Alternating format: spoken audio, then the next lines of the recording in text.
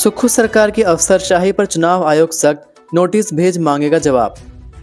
हिमाचल प्रदेश में पंचायत चुनावों की सुगबुगाहट के बीच सुक्खू सरकार की अफसरशाही पर अब सख्ती की तलवार लटक गई है। राज्य निर्वाचन आयोग के बार बार निर्देशों को नजरअंदाज करना अब महंगा पड़ता दिख रहा है। पंचायत चुनाव की सबसे बुनियादी प्रक्रिया मतदाता सूची का प्रकाशन अब तक पूरा न होने पर आयोग ने कड़ा रुख अपना लिया है।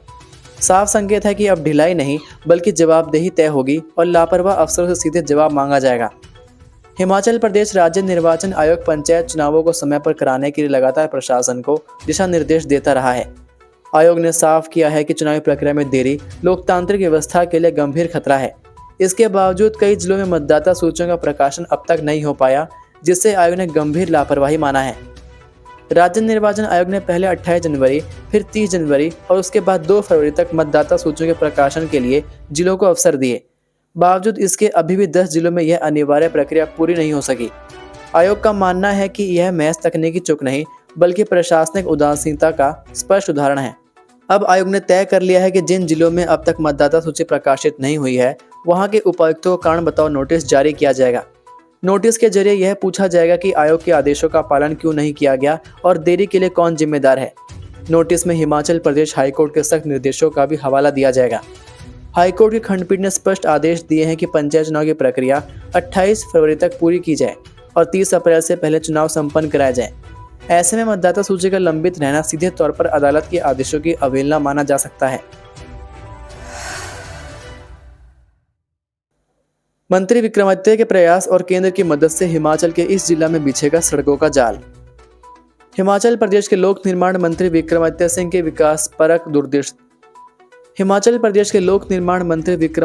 की विकासपरक दूरदर्शिता और केंद्र सरकार के साथ उनके निरंतर समन्वय का बड़ा असर अब धरातल पर दिखने लगा है। जिला सिरमौर के दुर्गम और ग्रामीण क्षेत्रों के लिए खुशहाली की एक नई राह खुलने वाली है। प्रधानमंत्री ग्राम सड़क योजना के तहत वर्ष 2025-26 के लिए जिले की 11 महत्वपूर्ण ग्रामीण सड़कों को मंजूरी मिल गई है, जिससे सिरमौर की भौगोलिक दूरियां अब सुगम सफर में बदलने वाली हैं। लोक निर्माण मंत्री विक्रमादित्य सिंह के लगातार प्रयासों और विकास के प्रति उनकी प्रतिबद्धता के चलते सिरमौर के दूरदराज क्षेत्रों में बुनियादी ढांचे को एक नई मजबूती मिली है। करीब 58 किलोमीटर लंबे इन सड़कों के निर्माण पर लगभग 85.5 करोड़ की भारी भरकम राशि खर्च की जाएगी। खास बात यह है कि सरकार ने केवल सड़कों के निर्माण पर ही नहीं बल्कि उनके भविष्य के रखरखाव के लिए 5 करोड़ रुपए और नवीनीकरण के लिए 8 करोड़ 61 लाख रुपए का विशेष बजट भी आरक्षित किया है। सड़कों को मंजूरी मिलने के बाद लोक निर्माण विभाग ने निर्माण कार्य के लिए टेंडर प्रक्रिया शुरू कर दी है। पांवटा साहिब ब्लॉक को इस योजना के तहत सबसे ज्यादा फायदा मिलने जा रहा है। आधी रात को अचानक थानों में आ पहुंचे एसपी साहब, 9 पुलिस होमगार्ड कर्मियों पर गिरी गाज। हिमाचल प्रदेश के जिला सोलन में अनुशासन को लेकर सख्त माने जाने वाले वरिष्ठ पुलिस अधीक्षक गौरव सिंह ने एक बार फिर स्पष्ट कर दिया है कि ड्यूटी में किसी भी तरह की लापरवाही बर्दाश्त नहीं की जाएगी। इसी सख्ती के तहत सोलन पुलिस विभाग में उस समय हड़कंप मच गया जब एसपी सोलन गौरव सिंह ने रात करीब 2 बजे अचानक पुलिस थानों के निरीक्षण पर पहुंचे और ड्यूटी में लापरवाही बरतने पर 4 पुलिसकर्मियों को निलंबित करने के साथ होमगार्ड जवानों के खिलाफ भी कार्रवाई की। दरअसल कुछ समय से शिकायतें मिल रही थी कि देर रात पुलिस नाकाबंदी में ढील दी जा रही है। आमतौर पर देखा जा रहा था कि रात करीब 2 बजे तक पुलिसकर्मी अलर्ट रहते हैं, लेकिन उसके बाद नाकाबंदी हटा ली जाती है और सतर्कता कम हो जाती है। इन्हीं शिकायतों गंभीरता से लेते हुए एसपी गौरव सिंह ने खुद हालात की सच्चाई जानने का फैसला किया। वहीं निरीक्षण के दौरान कुल 5 पुलिसकर्मी और 4 होमगार्ड जवान ड्यूटी में लापरवाही करते हुए पाए गए। इस पर एसपी ने तुरंत कड़ा कदम उठाते हुए एक हेड कांस्टेबल, एक एचएससी और 2 कांस्टेबल को निलंबित कर दिया। वहीं एक अन्य हेड कांस्टेबल को लाइन हाजिर कर दिया गया। इसके अलावा 4 होमगार्ड जवानों को उनके बटालियन वापस भेजते हुए उनके खिलाफ विभागीय कार्रवाई की सिफारिश की गई है। इस कार्रवाई की पुष्टि करते हुए एसपी गौरव सिंह ने कहा कि ड्यूटी में किसी भी तरह की कोताही बर्दाश्त नहीं की जाएगी। उन्होंने बताया कि धर्मपुर और परमाणु जैसे थाना क्षेत्र राष्ट्रीय राजमार्ग पर स्थित हैं, जहां सुरक्षा में जरा सी चूक भी बड़े हादसे या अपराध का कारण बन सकती है। कंडक्टर ने पुलिस से फोन पर मांगी मदद, कई लोगों की थमी सांसें। हिमाचल प्रदेश के कवानू क्षेत्र के पास हिमाचल पथ परिवहन निगम बस हादसे का शिकार हो गई। हादसे के वक्त लगभग 34 लोग सवार थे। हादसे की सूचना परिचालक ने फोन पर पुलिस को दी। हादसे में 3 लोगों की मौके पर ही मौत होने की सूचना है, जबकि कई लोग गंभीर रूप से घायल हुए। वहीं पुलिस टीम द्वारा रेस्क्यू ऑपरेशन किया गया। हादसे के बाद से पूरे इलाके में चीख पुकार मच गई। ये हादसा सुबह करीब 9:30 पर पेश आया। मंगलवार को हादसे के वक्त नेरवा डिपो की ये बस चौपाल से पांवटा साहिब जा रही थी। इसी दौरान उत्तराखंड के कवाणू के पास वाहन को पास देते हुए बस नदी में जा गिरी। बताया जा रहा है कि हादसे के वक्त बस में कुल 34 लोग सवार थे। दुर्घटना की सूचना मिलते ही आसपास के लोग मौके पर पहुंचे और घायलों को बस से बाहर निकालने में मदद की। स्थानीय लोगों के प्रयास से कई यात्री सुरक्षित बाहर निकल गए और प्राथमिक उपचार के लिए स्वास्थ्य केंद्र तक पहुंचाया गया। एसडीएम कार्यालय झंडूता का क्लर्क गौरव भारद्वाज निलंबित, वाहन फर्जीवाड़ा केस में है फरार। एसडीएम कार्यालय झंडूता में तैनात क्लर्क गौरव भारद्वाज को तत्काल प्रभाव से निलंबित कर दिया गया है।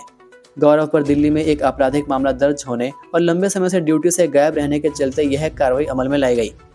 गौरव बिलासपुर आरएलए में हुए वाहन पंजीकरण के फर्जीवाड़े में फरार चल रहा है। जानकारी के अनुसार निदेशक हिमाचल प्रदेश ने यह आदेश जारी किए हैं।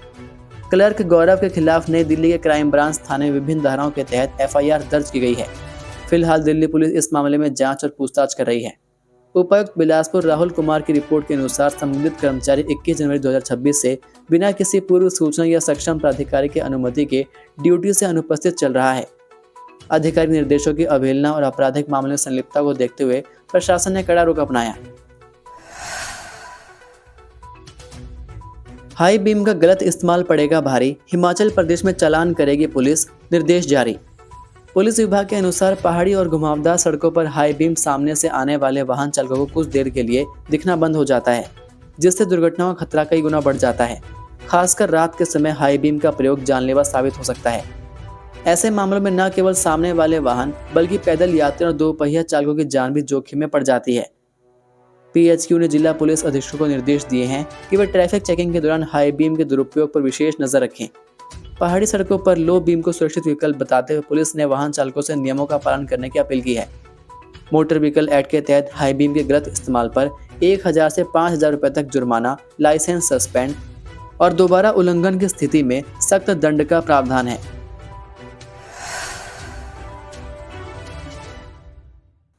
हमीरपुर पुलिस की सख्त कार्रवाई, ऑल्टो कार को मॉडिफाई करने पर 1 लाख रुपए का किया चालान।